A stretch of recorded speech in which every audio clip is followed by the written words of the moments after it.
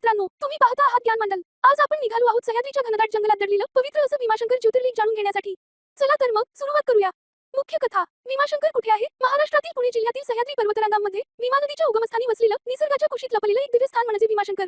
ज्योतिर्लिंगाची उत्पत्ती कथा. पुराणानुसार कुंभकर्णाचा पुत्र भीमासूर इथे तपश्चर्या करून मोठा बलाढ्य झाला. राक्षसी प्रवृत्ती वाढल्यावर त्याने देव ऋषींना त्रास देणे सुरू केले. देवांनी महादेवांना प्रार्थना केली. तेव्हा भगवान शिव इथे प्रकट झाले. भीमासुराशी भयंकर युद्ध झाले आणि देवांचे रक्षण करण्यासाठी शिवशक्तीने त्याचा संहार केला.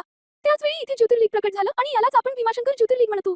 भीमा नदीचा उगम. कथेनुसार भीमासुराचा वध करताना शिवांचे घामाच्या थेंबांमधून निर्माण झालेली नदी म्हणजे भीमा नदी. यामुळे हे स्थान आणखी पवित्र मानले जाते. मंदिराची रचना. मंदिर हेमाडपंथी शैलीचे, काळ्या दगडात बांधलेले, सुबक कोरीवकाम आणि शांत, गंभीर वातावरण. पायऱ्या चढताना जंगलातील पक्ष्यांचे आवाज आणि धुक्यातून दिसणारा शिखर मन अगदी समाधानी होतं.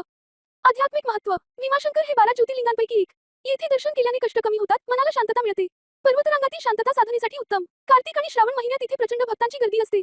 मित्रांनो, सह्याद्रीच्या या गूढ वातावरणात वसलेलं भीमाशंकर केवळ मंदिर नाही, ते एक अनुभूती आहे. हा व्हिडिओ आवडला तर ज्ञान मंडलला लाईक करा, शेअर करा आणि सबस्क्राईब करायला विसरू नका. पुन्हा भेटू एका नवीन ज्ञानयात्रेत.